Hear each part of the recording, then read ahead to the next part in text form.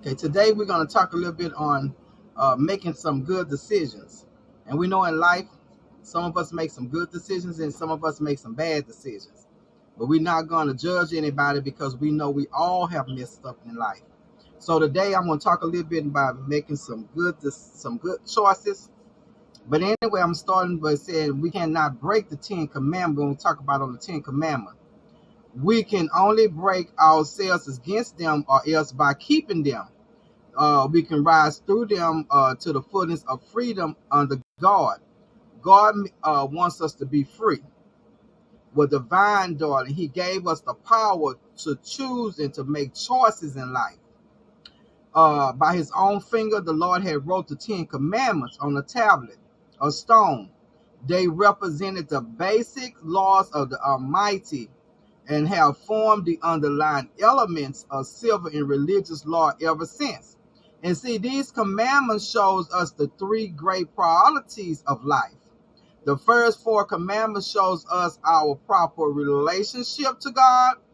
The fifth commandment established the importance of the family and the proper family relationship with God. The last five commandments regulate our relationship with each other. If we can commit to the perfecting of our relationship with God and others, we will be well on our way to being perfected in all things. Exodus 20 says, is often called the Ten Commandments, in which they said the Ten Commandments can be related as the 10 words. God gave Israelites at Mount Sinai formed the basis for making right choices.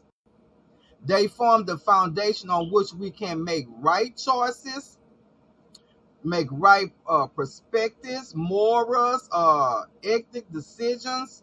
They reflect divine ideas for all human behaviors. It can serve to point out of the major areas in which we fall short and pitfalls along the way.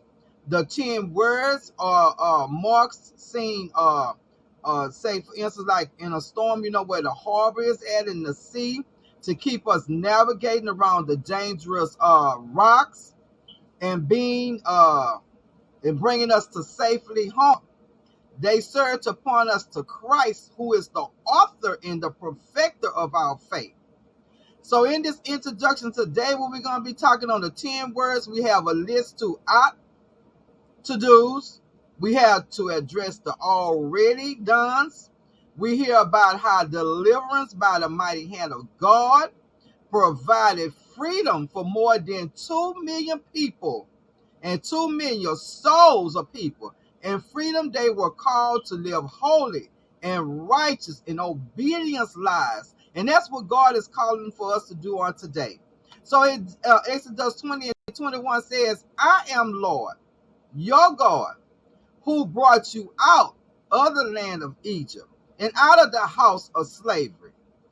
We have been set free by Jesus Christ to love and to serve Him, to even love our neighbors as well as ourselves. Our freedom as disciples will be maintained by following His words. John 8:32 says, if you abide in any of my words, you are truly my disciple, and you will know the truth, and the truth will set you free. And then I'm going to talk on one. You shall have no other gods. See, God was saying, you should have no other gods before me. In the dictionary, it is called a superhuman being or a spirit worship as having power over nature or human fortunes. The first 10 commandments remind us that everything we choose should flow from the love we have for God. Thankfulness for setting us free. See, Israel was delivered from the house of slavery in Egypt. This means that we are not to let any choices we make display God as our most important concern and never allow anything to be threatened God's central place in our lives. The main God in our world today is very well known. It's the me, it's the you. We worship the unity, truth, trinity of me, I, myself. We claim to be the supreme authority of life and have the final call on what we should do and the choices that we should make. So that's the me. Our capability for being our own God is compounded by the temptations from the God of this world. Even Paul has stated, for we do not wrestle against flesh and blood, but against the rulers and against the authorities, against the powers over the present darkness, against the spiritual forces of evil in the heavenly places. Managing money, even talk about managing money. It's just not a technical exercise of adding up, calculating risk, percentage growth. It is the heart of the matter, a spiritual discipline. See, Jesus unmasked the spiritual discipline and power behind money, which he called mammon, M-A-M-M-O-N. He challenged us to examine our choices. No one can serve two masters. Either you will hate one and you will love the one, and you will be devoted to the one and despise the other. You cannot serve both God and money. And that's found in Luke 16 and 13. See, money is the God behind our economic and our consumer mindsets that we have on today. Money can gladly receive our offering made within plastic cards. You know, in the shopping, you know how we go shopping with our cards. It could be the websites. It could be promising fulfillment, statuses, and well-being. If promises are empty, you can buy medicine, but you can't buy health. You can buy books, but you can't buy wisdom. You can buy a house, but you cannot buy a home. You can buy sex, but you cannot buy love. This first word is a challenge to remain loyal on God, loving him and serving him. And Mama wants us to love and to serve. But the Bible clearly says to us, keep your lives free from the love of money and be contented to what you have, because God has said, never will I leave you, never will I forsake you. So we say with confidence, the Lord is our helper, and we shall not be afraid. What can Mary or Martha do to me? So Ida, Exodus 20:4, you shall not make yourself an image in the form of anything in heaven, above the earth, beneath the waters below. You shall not bow down to them or worship them. The first two commandments that Israel received were clearly in connection with the unique superior God. Israel was given the unquestionable command to never entertain any dissenters or participated in any adultery or placing images and idols before the true and living God. The entire Bible gives us witness to these questions in the adulterers, which are fundamental tools of enemies to detour God and dismiss mankind.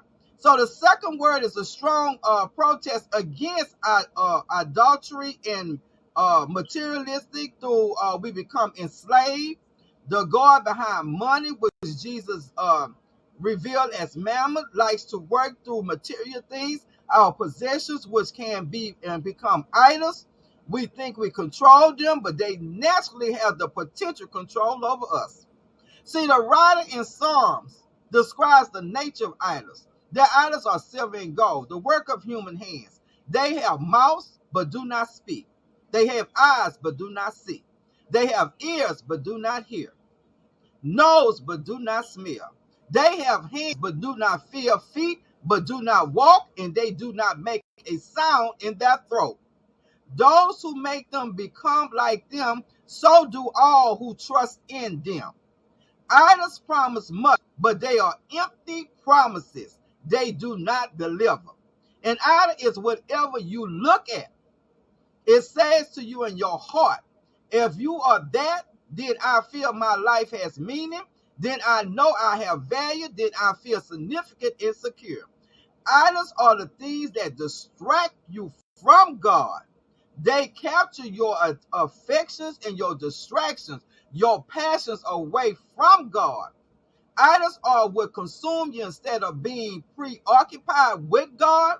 An idol is that thing in your life that you look at and you say, if I can only attain that, then my life will be fulfilled. And I have peace and happiness. That a demonic lie, because the only way that we can find true purpose and happiness in life is through a relationship with God. The Creator, our Creator, is the only one that can fill our deep longing in life. And I'm going to talk about this last one, a good name. You shall not